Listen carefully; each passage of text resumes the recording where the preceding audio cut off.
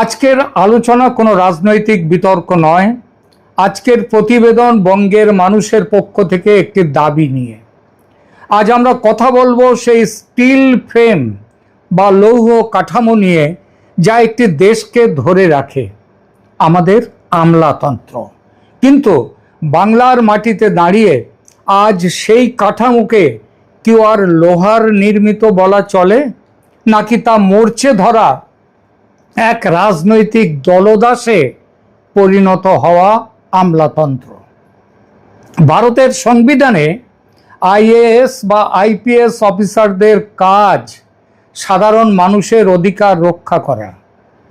কিন্তু গত 1.5 দশক ধরে আমরা বাংলায় কি দেখলাম উর্দিধারী অফিসাররা আমলাতন্ত্রের মাথায় বসে থাকা বড় বড় সচিব, সহসচিবরা এক রাজনৈতিক নেত্রীর পায়ের কাছে বসে ধর্ণা দিচ্ছেন, পুজো করছেন তাকে। আর মাথা যখন ভৃত্য হয়ে যায়, তখন তার সারা শরীর, হাত পা, অঙ্গ প্রত্যঙ্গ তারাও হয়ে যায় ভৃত্যতন্ত্রের স্তাবক বাসিন্দা। দেখলাম কোটি কোটি টাকার সারদা রোজ ভ্যালি কেলেঙ্কারির ফাইল গায়েব হয়ে যাচ্ছে, গায়েব করছেন এই আমলাতন্ত্র, পুলিশতন্ত্রের মাথায় বসে আছে যারা, তারা। দেখলাম আরজি করের মতো নৃশংস ঘটনায় এক পুলিশ কমিশনারের নেতৃত্বে অভয়ার দেহ কত তাড়াতাড়ি পুড়িয়ে দিয়ে তথ্য প্রমাণ লোপাট করা যায় তার নির্লজ্জ চেষ্টা। দুর্বৃত্তদের দাপটে সাধারণ মানুষের বেঁচে থাকা যখন দায়, খুন ধর্ষণ হয়ে উঠেছে নিতান্তই সাধারণ ঘটনা, তখন কিভাবে এই আমলারা মুখে কুলু পেটে দাসত্ব করে গেছে সেটা দেখেছে পশ্চিমবঙ্গের মানুষ। হাঁসখালির নাবালিকা মেয়েটিকে গণধর্ষণ করে হত্যা করা হলো, তার দেহটিকেও পুড়িয়ে দেওয়া হলো কোনো রকম তদন্ত না করে। বিচার নেই। নির্লজ্জ মুখ্যমন্ত্রী প্রকাশ্য মঞ্চে সেই ঘটনা সম্পর্কে বললেন দাঁড়িয়ে সবার সামনে, মেয়েটির চরিত্র খারাপ, প্রেগন্যান্ট হয়ে পড়েছিল তাই আত্মহত্যা করেছে। কোনো প্রমাণ, কোনো তদন্ত নেই। তবু মুখ্যমন্ত্রী বললেন এই কথা। বাংলার সর্বকালের লজ্জা মুখ্যমন্ত্রী মমতা বললেন। আমলাতন্ত্র শুনল সে কথা এবং মেনেও নিল লজ্জাহীন ভৃত্যের মতো নিশ্চুপ হয়ে। হাঁসখালির মেয়েটি গ্রামের অশিক্ষিত হতদরিদ্র পরিবারের, তাই শহুরে মধ্যবিত্ত চেতনা প্রতিবাদে জেগে উঠল না আরজি কর কাণ্ডের অভয়ার মতো। এমন ঘটনা বলতে গেলে অনেক সময় লাগবে, আর নতুন করে বলে লাভটাই বা কি? হাঁসখালি, সন্দেশখালি, আরজি কর তো বাংলার লজ্জা, বাঙালির পচে যাওয়ার দলিল। আর এই দলিলের মূল অপরাধী হিসেবে রয়েছেন মুখ্যমন্ত্রী স্বয়ং এবং তার মদতদাতা এই আমলাকুল, সচিব, উপসচিব, ডিএম, এসডিওরা, এই CP, DG, DIG, IG, SP, ডিএসপিরা। আজ সময় এসেছে প্রশ্ন করার, যারা অপরাধীর সহযোগী হিসেবে কাজ করেছেন, যারা সাধারণ মানুষের করের টাকায় বেতন নিয়ে এক ব্যক্তির ও তার দলের দালালি করেছেন, তাদের বিচার কবে হবে? আজ আমাদের দাবি, সবকা হিসাব করনা হোগা। শুধু সবকা সাথ, সবকা বিকাশ, সবকা বিশ্বাস হলে চলবে না, চাই সবকা বিচার। অপরাধী আইএএস, আইপিএস, আমলা, পুলিশ সবাইকে তুলতে হবে অপরাধীর কাঠগড়ায়। একজন আইপিএস বা আইএএস অফিসার যখন শপথ নেন, তিনি কোনো দলের বা ব্যক্তির কাছে শপথ নেন না, তিনি শপথ নেন ভারতের সংবিধানের প্রতি। কিন্তু বাংলায় গত কয়েক বছরে সেই সংবিধানকে ল্যাম্পপোস্টে ঝুলিয়ে দেওয়া হয়েছে।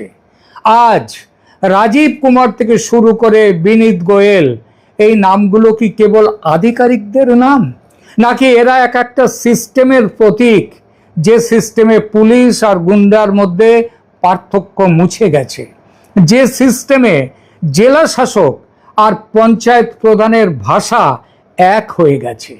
মনে পড়ে কি বীরভূমের ত্রাস অনুব্রত ওরফে কেষ্টমণ্ডল, আমাদের মহিষী মুখ্যমন্ত্রীর কথায় যার মাথায় মাঝে মাঝে অক্সিজেনের সাপ্লাই কমে যায়, তাই নাকি সে উল্টো পাল্টা বলে। সেই উল্টো পাল্টা বলার একটা সামান্য উদাহরণ হলো বীরভূমের এক থানার আইসি এবং পুলিশ সুপারকে দেয়া তার হুমকি ও কুরুচিকর কথার কোনো বিচার হয়নি আজ পর্যন্ত।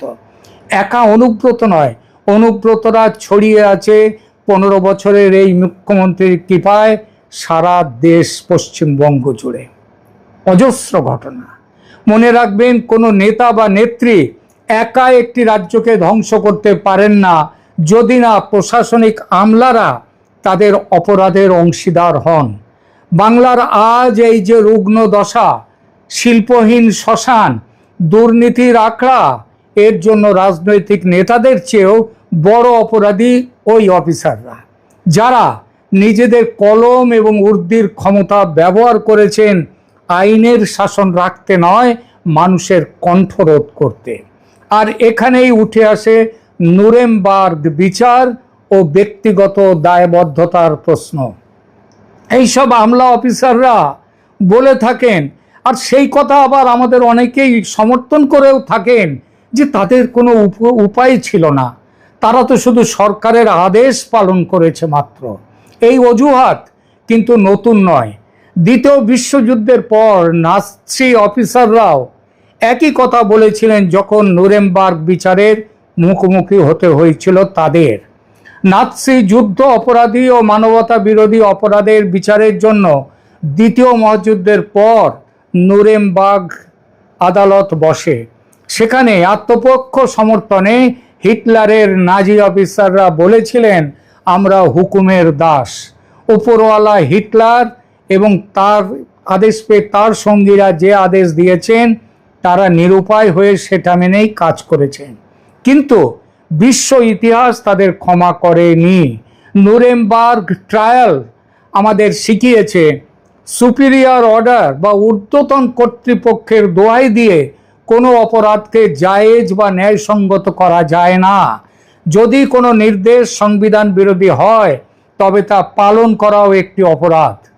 আজ বাংলায় যারা ভোটার কার্ড ছাড়াই বাংলাদেশিদের ভোটার বানিয়েছেন, যারা সিবিআই এর সামনে থেকে ফাইল পুড়িয়ে দিয়েছেন, যারা প্রতিবাদী ছাত্রছাত্রীদের ওপর লাঠি চালিয়েছেন, যারা শাহজাহান শেখ, বাবু গাজী, জাহাঙ্গীর খানদের সীমাহীন দৌরত্ব দেখেও বালিতে মুখ গুজে বসেছিলেন, তাদের জেনে রাখা ভালো, সরকার আসবে, সরকার যাবে, কিন্তু আপনাদের এই ব্যক্তিগত অপরাধের বিচার একদিন হবেই।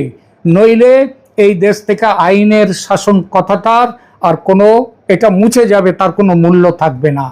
নুরেমবার্গ নীতিমালা অনুযায়ী আপনারা প্রত্যেকে, এই যারা বিখ্যাত প্রখ্যাত আলাপন বন্দ্যোপাধ্যায় ইত্যাদিরা, হরিকৃষ্ণ দ্বিবেদী, একের পর এই নন্দিনী চক্রবর্তী, এরা সবাই ব্যক্তিগতভাবে দায়ী। এবার একটা নতুন বিষয় আপনাদের সামনে নিয়ে আসছি, অনেকেই এটা জানেন না, আমিও জানতাম না। স্পষ্টভাষী ও মেরুদণ্ড সোজা রেখে চলার অপরাধে পুলিশের রিটায়ার্ড আইজি হয়েও যিনি পুলিশি নির্মমতার কারণে যার মৃত্যু হয় বলে অভিযোগ, সেই পুলিশ অফিসার পঙ্কজ দত্ত আমায় বলেছিলেন এই আইএএস আইপিএসদের মেরুদণ্ড বিক্রির আর এক কারণের কথা। সেই কারণটা হলো এসিআর। আপনারা কি জানেন কেন বাংলার আইএএস আইপিএস অফিসাররা আজ এতটা নুয়ে পড়েছে? লোভে। এর পেছনে রয়েছে একটি সূক্ষ্ম প্রশাসনিক চাল। বামফ্রন্ট আমলেও আমলাদের ওপর রাজনৈতিক নিয়ন্ত্রণ ছিল, কিন্তু প্রশাসনিক নিয়মগুলো ছিল অনেকটা পেশাদার। কিন্তু বর্তমান সরকার কি করেছে?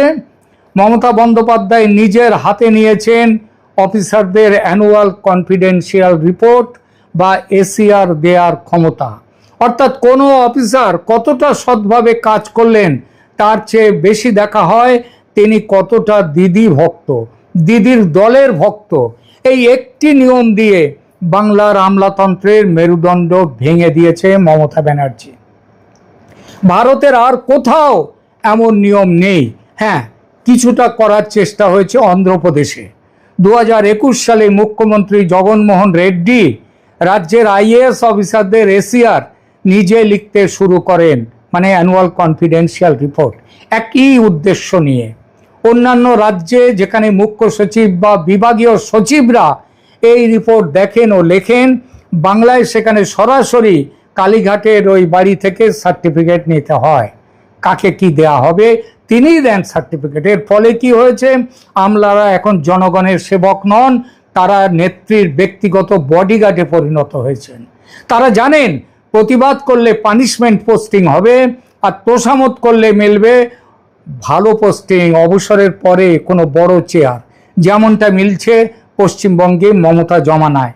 আলাপন বন্দ্যোপাধ্যায়, হরিকৃষ্ণ দ্বিবেদী, মনোজ পন্থ, বিপি গোপালিকা, সঞ্জয় বসু, অভিরূপ সরকার, কতজনের নাম করব, গাদা গাদা গাদা গাদা নাম।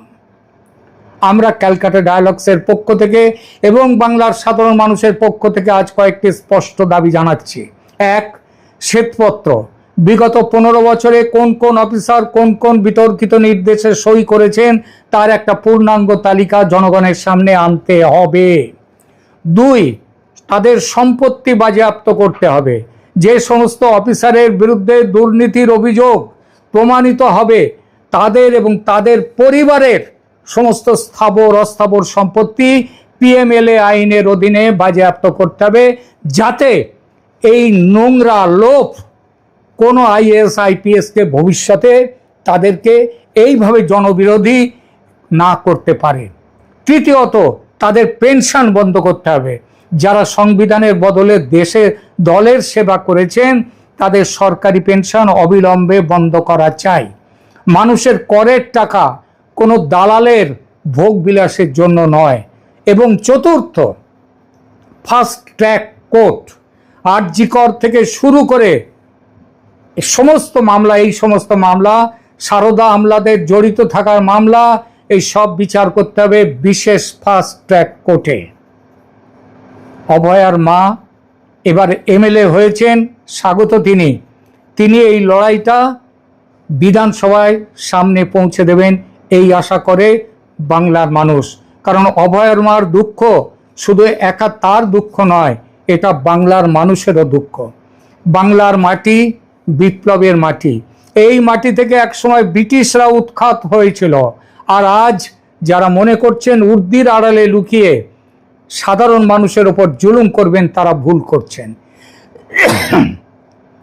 ইতিহাস সাক্ষী আছে, হিটলারের আমলারাও ভেবেছিল তারা চিরকাল ক্ষমতায় থাকবে, কিন্তু পতন যখন আসে তখন কোনো বডিগার্ড, কোনো এসিআর পাওয়ার আর কোনো রাজনৈতিক মাস্টার বাঁচাতে পারে না। আমরা চাই এমন এক বাংলা যেখানে একজন আইপিএস অফিসার বুক ফুলিয়ে বলবেন আমি সংবিধান মানি, কোনো পিসি বা ভাইপোকে নয়। আমরা চাই এমন এক প্রশাসনিক ব্যবস্থা যেখানে গরিব মানুষ থানায় গেলে সুবিচার পাবে, পুলিশের লাঠি পাবে না। বন্ধুরা, সময় এসেছে কথা বলার। অনেক আশা করে মমতা বন্দ্যোপাধ্যায়ের বিরুদ্ধে বিজেপিকে ক্ষমতায় এনেছে সরকার। আমরা চাই যে সমস্ত রাস্তা দিয়ে পাপ এসে প্রবেশ করে প্রশাসনের রন্ধ্রে রন্ধ্রে রাস্তাগুলো বন্ধ করুক এই সরকার। এদের কাছে মানুষের অনেক চাহিদা।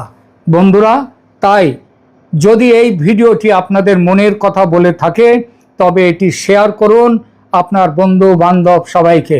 বাংলার প্রতিটি অফিসারের দপ্তরে এই আওয়াজ পৌঁছানো দরকার যে সবার হিসাব হবে এই জমানায়।